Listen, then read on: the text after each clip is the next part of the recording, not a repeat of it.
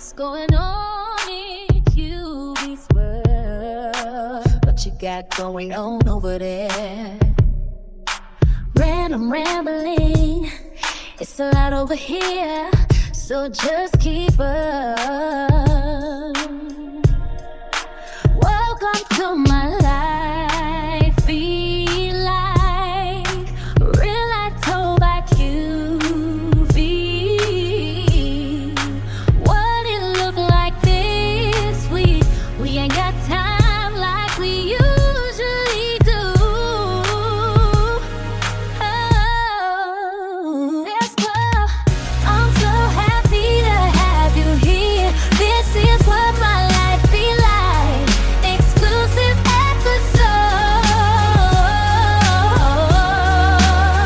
Baby, what's deep? It's hard.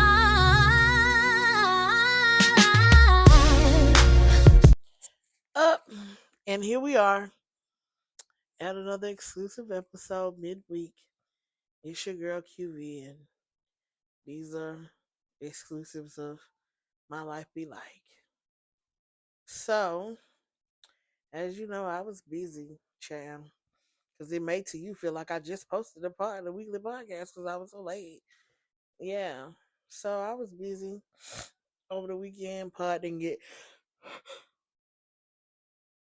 I didn't even make it 2 seconds into the podcast before I started yawning, but believe me, I'm tired today. So I'm gonna make this brief. So I was only, I don't know, a few days into posting this pod. It's late, and boy, the inbox and stuff had blown in half. So if you listen to the pod this week, you heard me go on my little slant about vendors. If you know me, you know long enough, you know that I typically host multiple events throughout the year in conjunction with my church other organizations, etc. I usually host like at least 3 to 4 vendor events throughout the year. Well, lately I hadn't done one, hadn't really cared to do one. I did one, and I did one in April, and then I did one in May. April was mine, May was another person's event, and ultimately the money had to be refunded. Um, I refunded everybody for April, and May they had a do over because in July because no one literally showed up, and we were in the middle of a busy parking lot in on Bullsboro, and people have been talking about this behind the scenes now for maybe since the summer of last year, summer 24, that the vendor scene is really drying up because financially people literally can't support it anymore. I've seen, even in my own town, a lot of crafters just sell off their inventory because they can't afford to craft anymore. Myself, if you've been knowing me long enough, know that I started a vending game with candles, but right now I can't even make candles because they're so expensive to make, and I don't feel like having to justify in my own head, like trying to sell you a $40 candle. Like, but if I go make some, that's what I'd have to sell them for to make a profit. Like I don't know when y'all be attacking me and stuff that y'all don't understand that I consider each and every aspect of the situation. I don't care what I'm doing. Like, if I'm planning an event, I'm checking the calendar. I'm making sure my friends are not running an event that same day that would cause our mutuals to have to pick. Well, I want to be at QV's event, but also, I don't know, Mika's holding an event and I just don't know what to choose. Like, I'm all kinds of considerate of people, their situations, their times, and everything. But I know y'all just be doing stuff and just out here winging it. And that's there's nothing wrong with that. But when you've been doing this long enough, when you actually are true to this, you consider every factor in the world. So with vending or whatever, other than food vendors who pretty much have a big generous following on social media, nobody's really making money. Like, unless you are making something that's necessary, vendors aren't making money. They're paying more for inventory and they're yielding less money in sales. People don't have it. We're living in a time right now. I had mentioned this. I was like, think about people who sell lemonade like me. Y'all have got upset because the fair was in Noonan last week, and y'all was like, "Oh my God, the lemonades are so high! I can't believe." I'm like, but have you actually went in the store and realized that that 2 pound bag of sugar that you was paying 190, that 4 pound bag of sugar that just a couple of years ago you was paying 197 for, it's over $5 now. I, look, the 6.99, and it's always been to me like the 6.99 Folders and Maxwell House coffee can now. In some places, that coffee can is $20.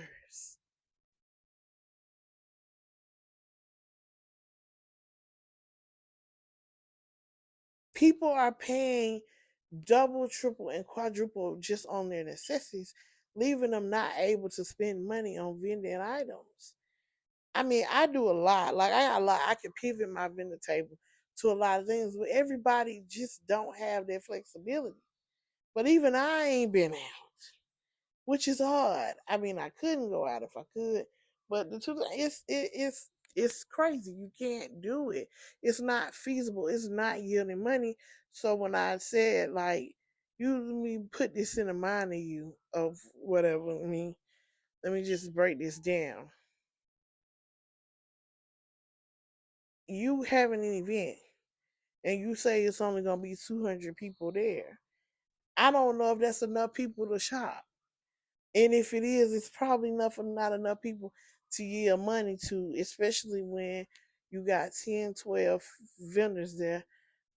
Somebody not likely to make money, which is here's my next point. You vendors have got to start watching these other tables and watching how they making money and sell. Like, it's insane and it's crazy. Well, not I had someone who contacted me about a month and a half ago, and she's like, I did that show, and I'm not gonna say what show it is. I never say, y'all excuse me if y'all hear Christian. She's doing the absolute most in the background, and I don't know why. Um, but she was like, yeah, I did that show that I told you about. She was like, she's like, first of all, I drove an hour to the show. She was like, and I set up. She's like, remember the fee was $75 to set up all this stuff, all the things that she had to do, buy, etc. for the show. And she was like, girl, I made one sale, one sale, one sale. But this is being so common. She was like, really? She I was like, so did any of the other tables make sense? She said, cause she's like, it might have been 20 vendors there, and out of all 20 of them, she's like, there might have been 7 sales in 20 vendors. That means one, everybody didn't get a sale, and two, when you talking about being set up for 4 and 5 hours of no sales, is insane to me. This is exactly why I said before people started hollering at me, at this point right now, I don't feel like you should have a vendor event without at least 700 attendees, because 1 in 200 people ain't cutting it, especially if the event was like a free to get in or they pay a lot of money to get into it. Like, they likely not gonna buy nothing but food. I mean, I know y'all are getting so upset that if even if hypothetically speaking, okay, I know everybody right now getting ready to go to Breezy Bowl or whatever. Even if you sitting at Breezy Bowl, unless you got some kind of Chris Brown merchandise, they not buying it. I'm telling y'all, the only people that I see making money right now are food vendors. And that's if they get in the right spot and they don't have to compete with nobody. And they're not competing with a restaurant. Like all the things have to be lined up. Because right now vending is a waste of money. I don't care what you say. It's a waste of money.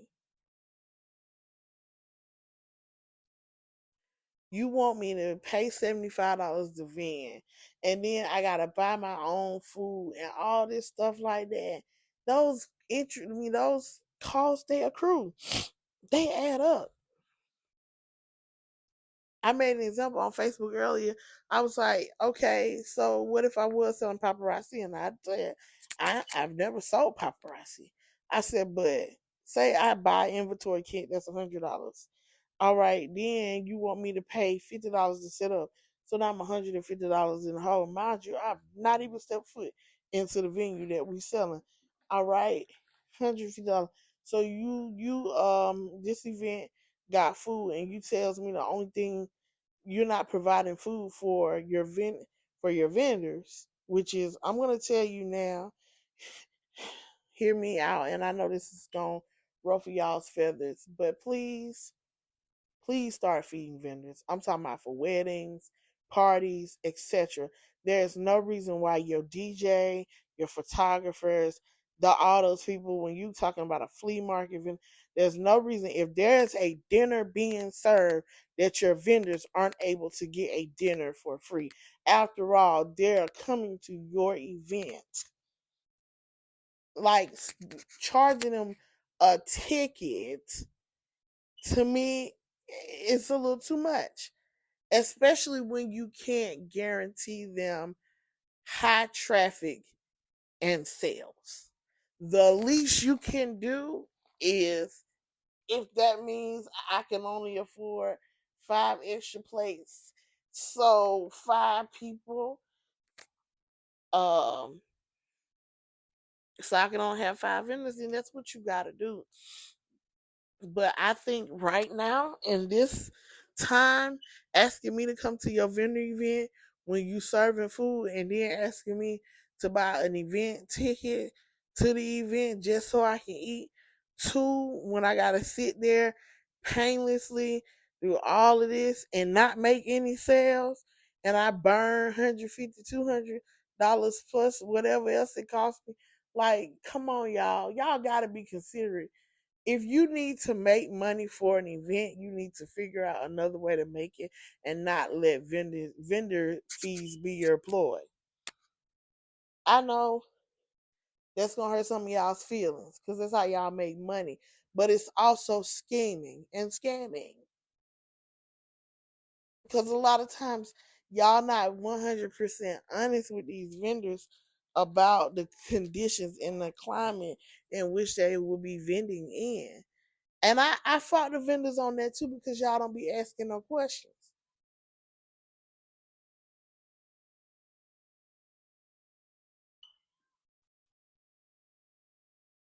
I I I I I really want y'all to not do this. Like, come on. And then y'all having these vendor fees that's $175, $100, and you only got 100 attendees. I feel like 25 is a good. Excuse me, got a little indigestion. $25 to $35 is a good base vendor fee. Good base vendor fee. Because honestly and truthfully, like I just said, don't be having vendor events under 200 people right now. Because people literally can't afford it. Unless you can guarantee that all 100 of your guests are going to shop, then don't do it. Because it's just too expensive right now. Let's have a little compassion. That's all I'm asking is y'all to have a little common sense and compassion. So I can't stop yawning. It's getting on my nerves. Can't get my thoughts out. I just got lost my train of thought. Fooling around with my body. I'm trying to get comfortable and sit down. I'm trying to get this out or whatever. So yeah. Unless you're gonna guarantee them like Come on, feed them. Take care of them. Y'all, we can't keep doing the same old craziness.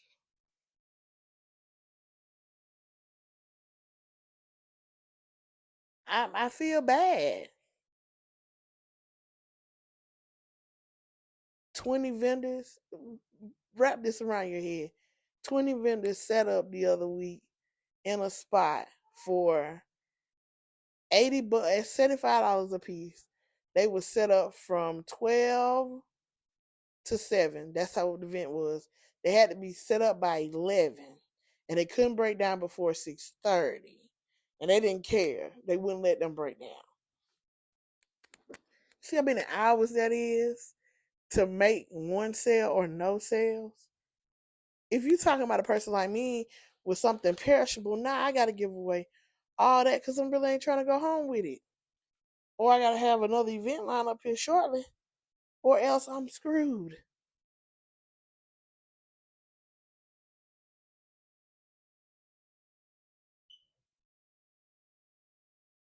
And then y'all be quick to say, oh, no, your vendor's fee shouldn't be that amount of money.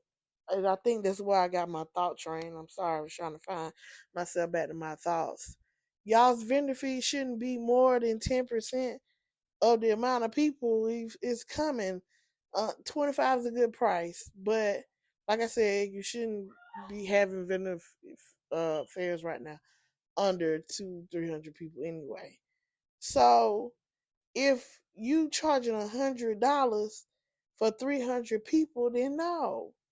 Are you gonna guarantee that all 300 of them people gonna buy something from me? Because no, the vendor fee simply just needs to be about $30.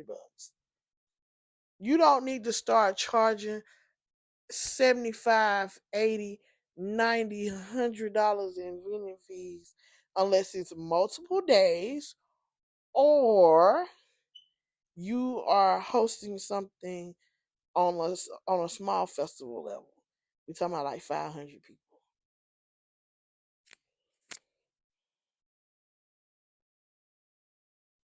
It be 3 million folks at market day.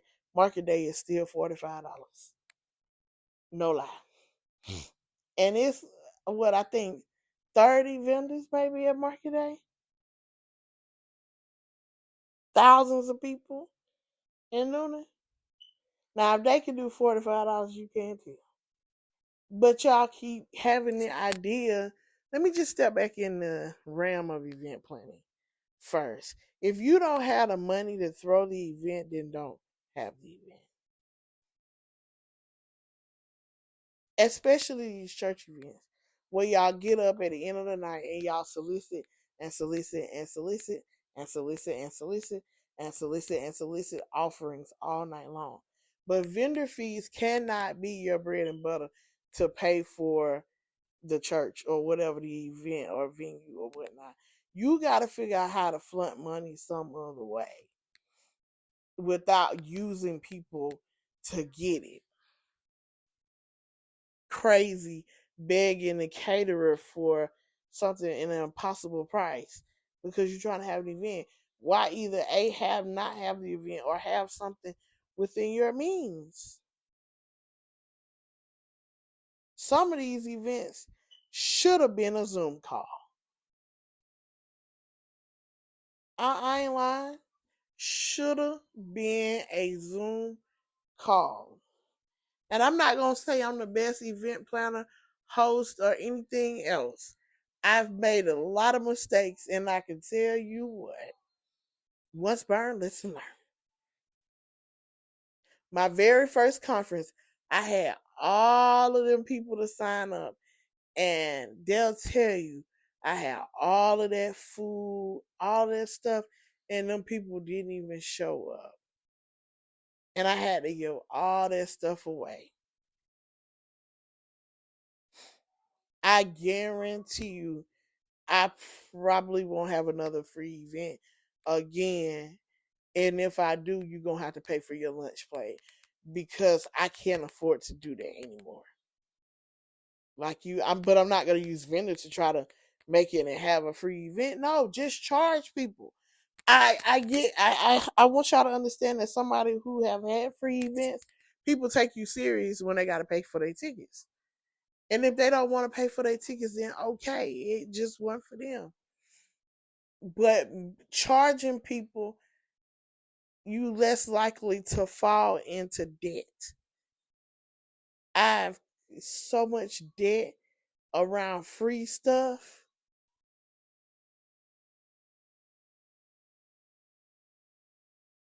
Even both of my conferences, free indeed, and both of them. All these people say they was coming, and I got stuck with all of that food and stuff. Did that twice. Ain't doing it no more.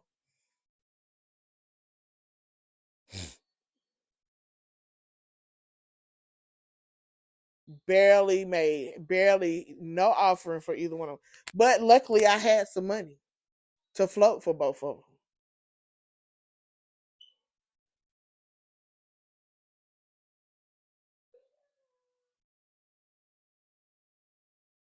I learned my lesson. When I do put my other one back on, it's gonna cost you a little money to come to, because people don't take you serious. So many people have told us, "Oh, I'm coming. I'm gonna be there. I'm gonna come. I'm gonna be there." Even with my own mama's memorial, all the people's like, "Oh, I'm coming. I'm gonna be there. I'm gonna come. I'm gonna be there. I'm gonna come. I'm gonna be there." That's another place where I got stuck with all that food. Of course, you can't charge to come to a funeral or whatever, but I got stuck with all that food. Do you know what I could have done with them 24, 20? The food was what, $2,500.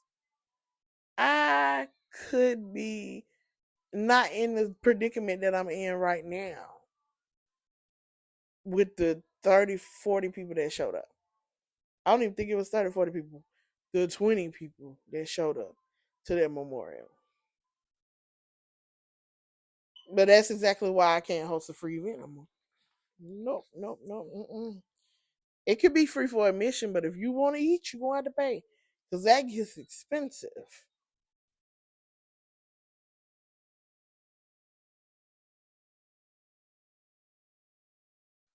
This is non-profit work like Ed After Hours. Oh no. I ain't getting caught with all that food no more. Not doing that no more. Not doing that no more. It's, uh-uh.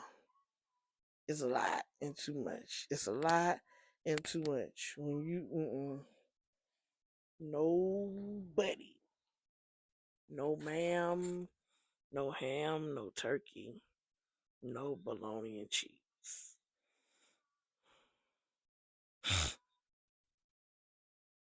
I'm just trying to watch out for everybody, because you do got vendors out here that get upset.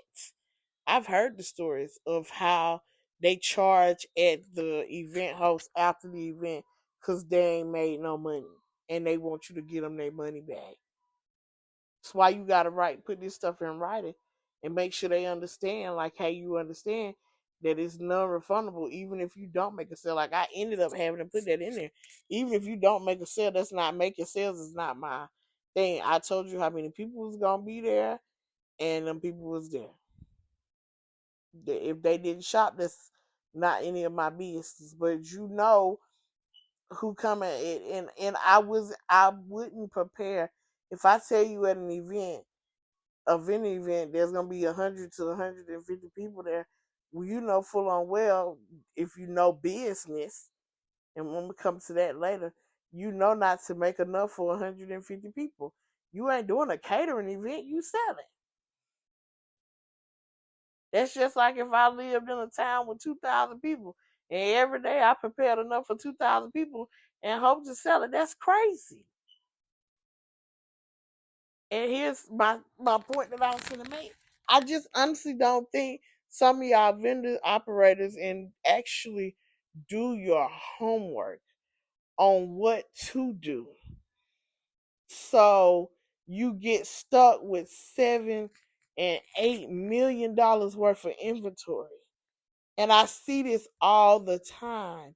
And I'm like, why do you have that much inventory on hand? You can't sell all that. They ain't gonna buy all of that. It's just gonna go bad. It's okay to make things special order and ship.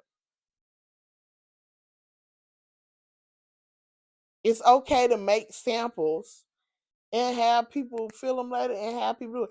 I started doing that with candles because it got so expensive that I had to MTO everything. Because my first couple of vendor tables, I would make like 3 and 4 of every cent that I had, but then I couldn't do that no more because I got stuck with candles that okay, now I got to discount them just to get them out of my way to make room for the stuff I got, just so I can get up some more money. And because wax at that time was just increasing every time I was buying it, and I was like, oh Lord, I just can't even buy wax no more. I was like, ooh, no, no, what the world?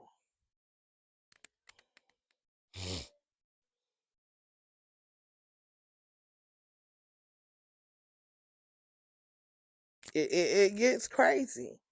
You have to know your business. You have to know your target audience, which is why I say you got to ask some questions. I told the story earlier about 2 years ago. I think it was when me and Steph did I want to say that was our first. That might have been our first or second small business Sunday shop for Ed After Hours, raising money for Ed After Hours. And this couple was selling rainbows. I don't know if they was couple. Their boyfriend.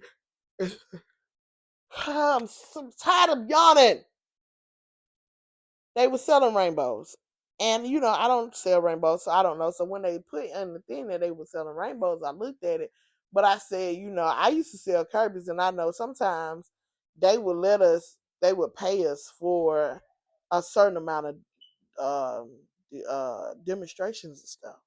I said, so maybe they get paid demonstration based because maybe I sure hope they don't think somebody gonna buy a $3,000 vacuum cleaner at a black church. And I ain't knocking black people because I know plenty of black people that got Kirby's and rainbows, but they're not the target audience for a Kirby or a rainbow. It's what I'm saying. So when they came or whatever, I looked at them. I said, hey, I spoke to them or whatever. But I had my own vendor table, so I wasn't really looking at how much traffic they was or weren't getting. Well, at the end of the night, they went in the group chat and started going off about how they didn't make no sales and it wasn't no people there and blah blah blah blah. The people were there, they just didn't shop with them because they didn't have you selling. I'm sure one person, this is what I'm probably sure. Somebody probably went and said, them folks back there trying to sell people rainbow, don't go back there. I'm sure that's probably probably what happened. I don't know. It's been so long ago. Well, they went around and they would start acting a fool, and I just ended up refunding them their money, which was the vendor fee was only $30. Here, take it.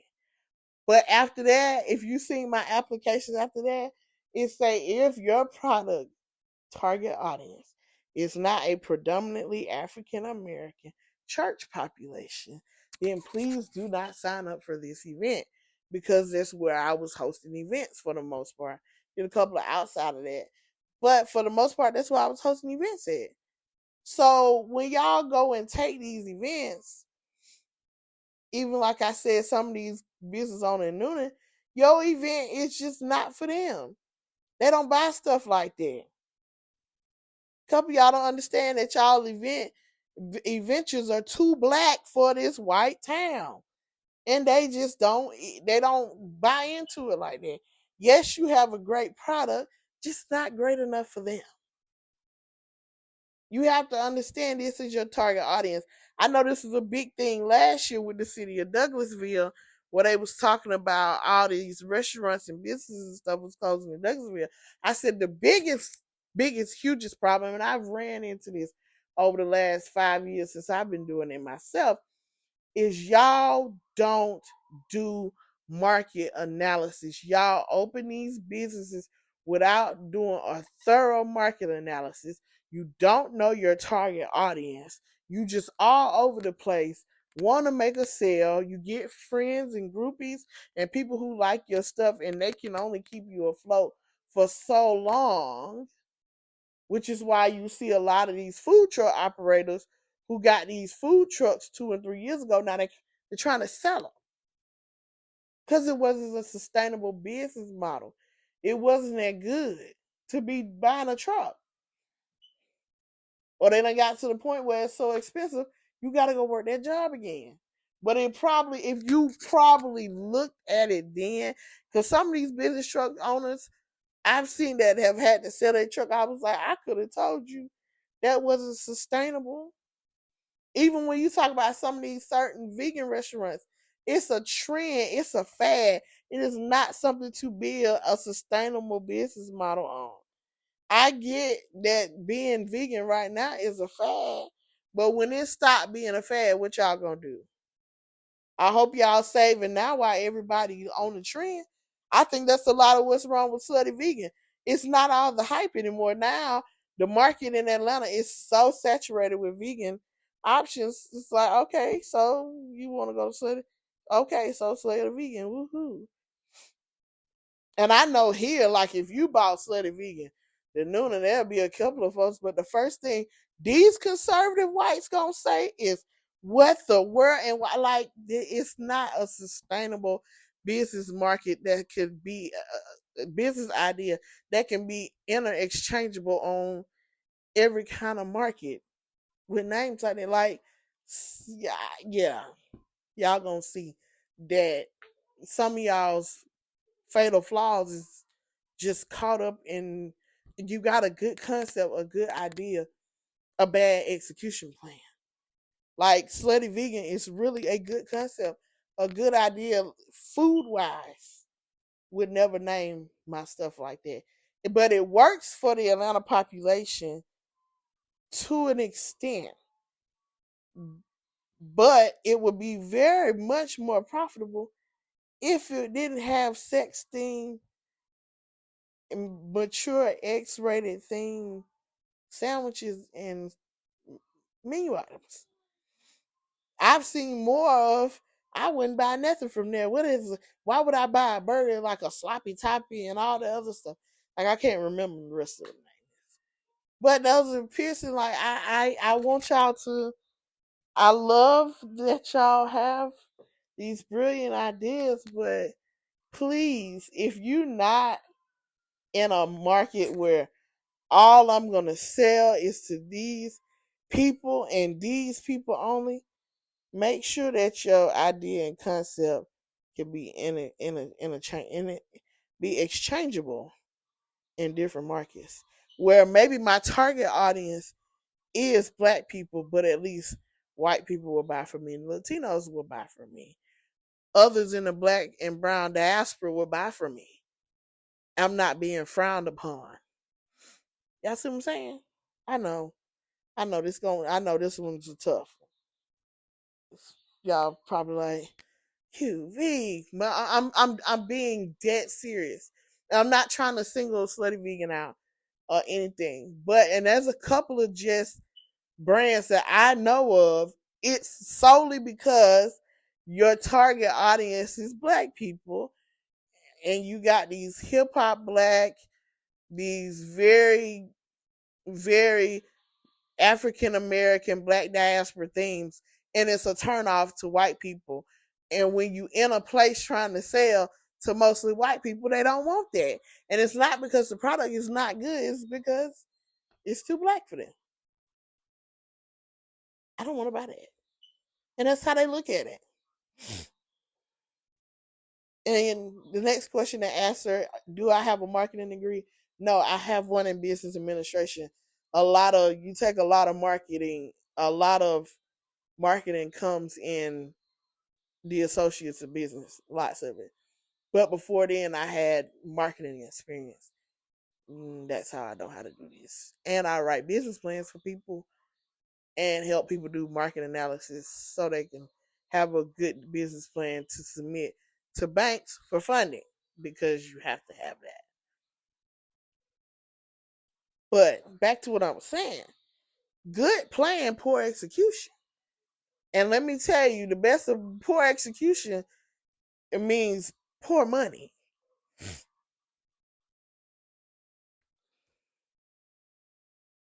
The plan is only as good as the execution.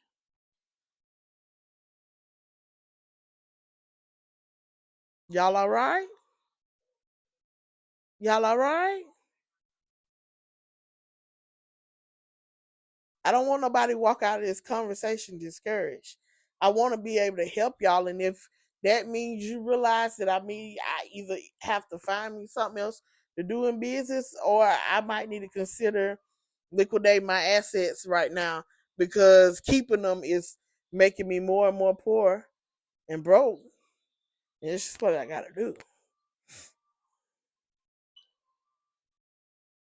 These are decisions you have to make if you're going to make it.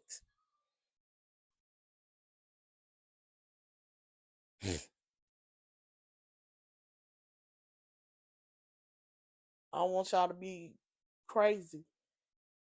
I'm just trying to help y'all, especially as a vendor when you don't have me. Some of y'all have the ability to set up every day, and if you don't know, some of these malls now in Atlanta, I think South Lake and what's on Chapel Hill, Arbor Place specifically, I think now they have daily and weekly slots that you can pop into, which is great, for people who can't be there every day. I feel like if you want a good business concept, that you ought to get a ghost kitchen or a place where businesses can pop up at and that can draw a lot of traffic. I'm not lying.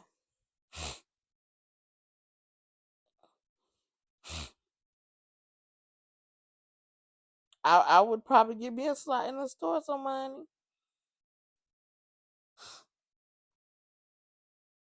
I ain't lying. But yeah, the last thing is that I don't care what story I tell or I tell about what somebody tell me. I'm never gonna tell their name. So please do not contact me asking me was this person mad or said something like too much. If they mad, I'm tired of yawning. If they mad and y'all mad, then y'all need to go solve that together. It ain't nothing I can do for y'all.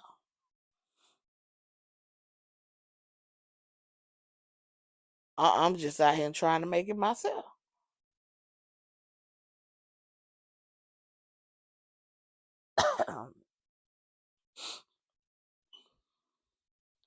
Y'all chill out.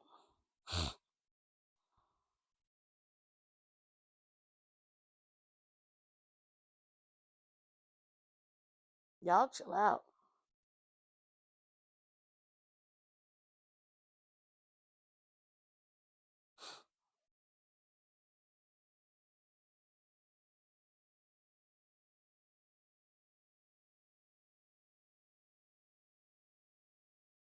Trying to think, was there anything else I want to talk about? My bad, I got quiet.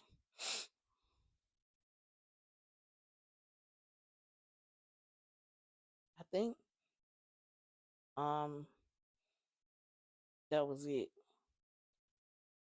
Um, my vendor vendor show. I guess I'm gonna call it a vendor show. I don't know. I don't know. But if you let's wrap this up because I don't think I got anything else to talk about. Just be kind and consider if you're gonna host events for vendors, make sure you consider all aspects. I know y'all still gonna have vendors with 1 to 200 people showing up at y'all's show, but please consider your vendors. Put yourself if that was you.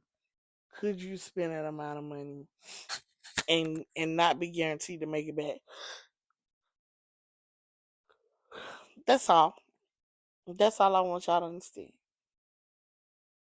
It don't have to be sophisticated or hard.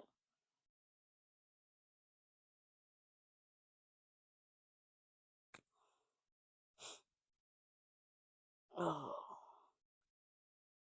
well, I am about to skip on down my eyeballs tonight.